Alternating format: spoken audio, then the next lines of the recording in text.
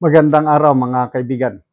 Bigyan natin ng reaction, opinion itong post. Ang balita ngayon, title, Ganyan kabigat kung puno ang medium.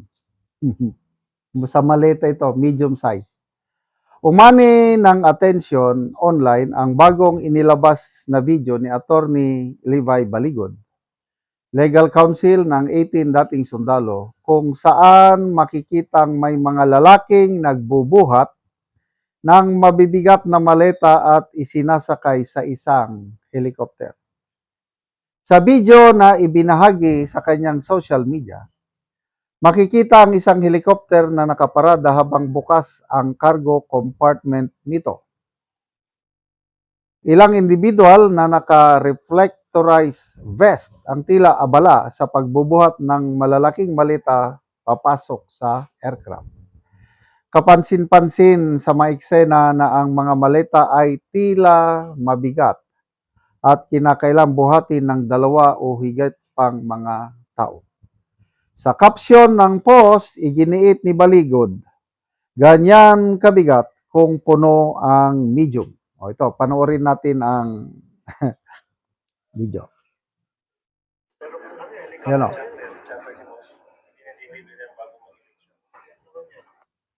Yan o.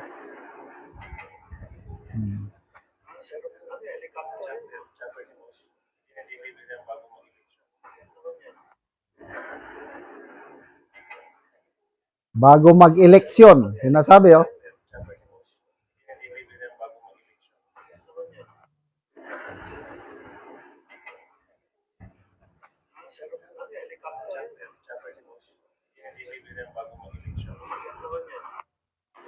So, dahil nabanggit yung bago mag-eleksyon, ano kaya? Yung ba yung mga pera na ipinamudpod itong midterm election? Hindi klaro eh. Kung parang binibitin tayo ni Attorney Baligod. Ang galing ng kanyang diskarte. Paunti-unti ang paglalabas niya ng mga ebidensya. Hindi niya tinutudo. Malala ko yung mga naunang post niya, yung parang jet, King Air ba yun? Na parang VIP passengers yung mga malalaking maleta. So, dahil itong ipinakita niyo to, medium. Di pa paano na lang yung large. Nakakita na ako ng picture ng large. Ang laki. So, yung large, sinasabi ni Attorney Baligod, large ano? Tumitimbang daw yan ng 500 kilos. At ilang million ba yun? Parang 500 million na rin ang laman. Kasi yung small, yung pahayag noon ni Orly Gutesa, mga na-deliver niya, mga may nakalagay daw na post-it, yung yellow, 48 million. Yung iba naman, 50. So, yun ang laman ng mga small size na maleta. So, kung ang large size is 500 million, itong medium, itong binubuhat na naipakita, baka, ano yan, mga 250 million. Grabe, ano? So, yan, yung mga ebidensya na sabi nila, wala yan, lacking in credibility. Oh, ayaw nilang imbestigahan. Dahil baka daw ma-cite in contempt, makulong lang ang Brave 18 Marines at kulang ang kulungan sa Senado. Na to me, hindi na yon katanggap-tanggap. Bahalang makulong sila.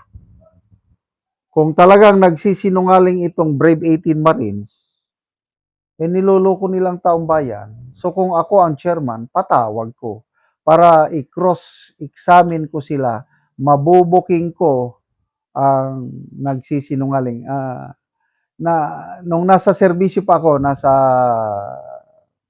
teniente, kapitan pa ang ranggo ko, most of the time, na-assign ako na investigator sa mga kaso na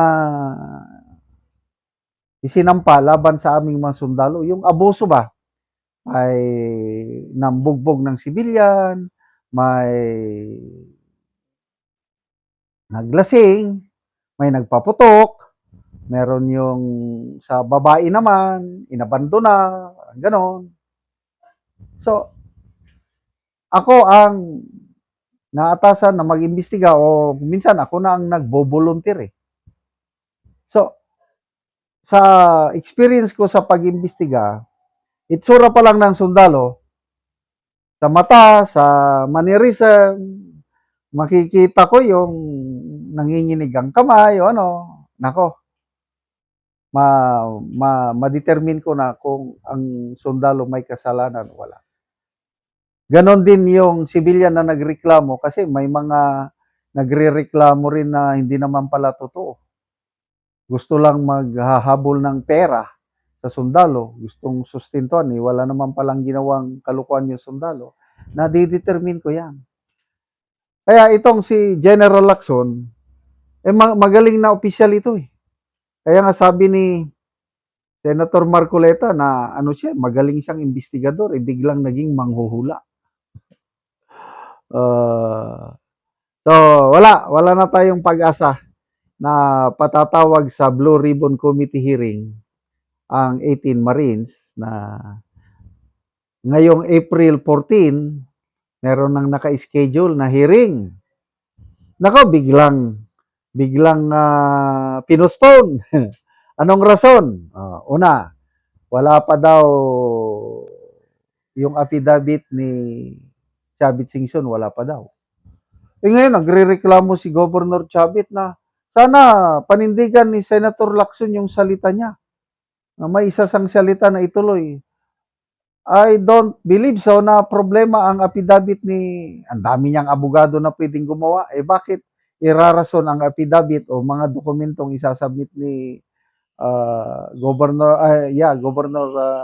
Chavit na gustong-gustong matuloy ni Governor Chavit ang hearing sa April 14. Pangalawa, dahil daw sa energy crisis. Pangatlo, ito yung pinakamatindi. Hindi pa napirmahan, kulang pa ang pirma, ang partial Blue Ribbon Committee report. Nilalangaw. I think 7 pirma ang kailangan, 4 pa lang ang nakapirma. Kaya wala na talagang maasahan natin sa Blue Ribbon hearing o committee report na ito. Salamat mga kaibigan sa inyong pagsubaybay sa ating channel. Nakakatulong kayo ng malaki sa tribong Talanding ng Bukidnon dahil ang income natin sa channel na ito is pantulong po sa tribo. Namimigay tayo ng libreng yero at pako para makapagpatayo naman sila ng mas maayos na tirahan. Panoorin nyo ang video na ito. Una ni si nanay ang natagaan Ogero nga 68 ng edad. Una ni ang balay ni nanay nga pagatupan.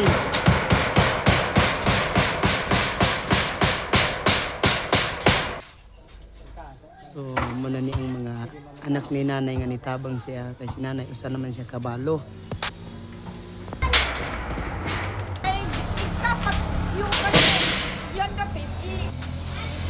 O karon naman na gid ang pag-atok sa balay ni nanay. So maayo na gid nga tan-awon. Nakuha na gid tong mga yero nga mga buslot na mao na ni si nanay ang gitabangan. So nanay nakaatop na gyud ka. Ay, salamat na kayo nag-ulan. Makatuyod ako gid. Hindi na ka magkagkungkong. Oo. Kaya na wala nang ulan kaya.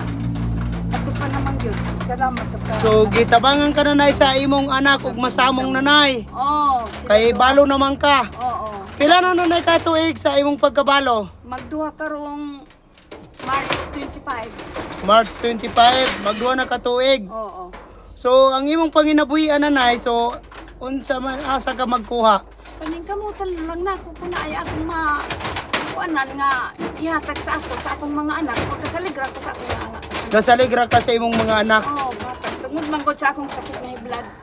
Tungod sa imong sakit nga high blood. Oo, dili ko pakabuwad kayo init. Oo. So maayo na gid nanay, dili na makatulog na ka og tarong. Tulog na. Makatuyod na ko di na magtikungkong. Oo. Salamat sa Ginoo. Ug ang nagtabang sa sinog sa dako kayong salamat nako nga naagyap pinakaluwas sa ako. Nawala gyapon ko sa ulan. Ano man ka matulog ko ani nga tikungkong ana manggo. Ani tulog ko. Dagang gyud kayong salamat ang nagtuwan sa sin. Oo. So Iya kong gitabangan.